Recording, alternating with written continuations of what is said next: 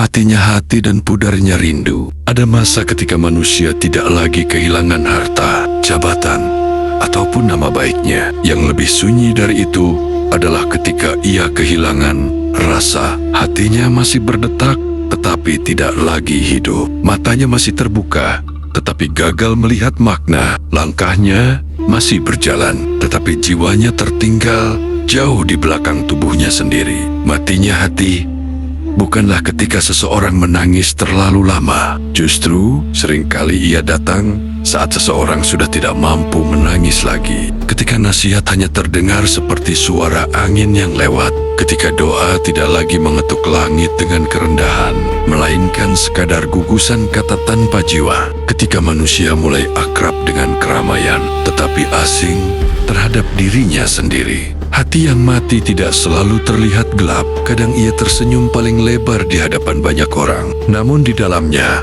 sunyi tumbuh seperti lumut di dinding yang lembab, sedikit demi sedikit menutupi cahaya kesadaran. Dan dari hati yang mulai mati itu, lahirlah sesuatu yang lebih menyedihkan. Pudarnya rindu. Rindu kepada kebaikan, rindu kepada ketenangan, rindu kepada kejujuran hidup. Bahkan rindu kepada Sang Pencipta pun perlahan mengering, seperti sungai yang kehilangan mata airnya. Manusia modern terlalu sibuk mengejar bunyi dunia, sampai lupa mendengar suara batinnya sendiri.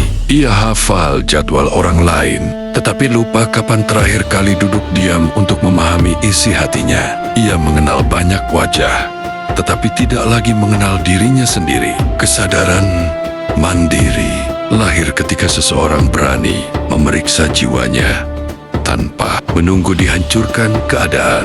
Sebab tidak semua kehancuran datang dalam bentuk bencana. Ada kehancuran yang hadir perlahan ketika hati kehilangan kepekaan, ketika nurani tidak lagi gelisah melihat kesalahan, dan ketika rindu kepada kebenaran berubah menjadi sesuatu yang asing. Maka sebelum hati benar-benar membatu, belajarlah untuk kembali hening, kembali mendengar, kembali merasakan. Karena hati yang hidup bukan hati yang bebas dari luka, melainkan hati yang masih mampu tersentuh oleh makna. Dan rindu yang sejati bukan sekadar ingin memiliki, tetapi keinginan jiwa untuk kembali pulang kepada cahaya kesadaran. Sebab manusia yang paling tersesat bukanlah yang berjalan tanpa arah, melainkan yang kehilangan hati namun tidak sadar bahwa dirinya telah kosong.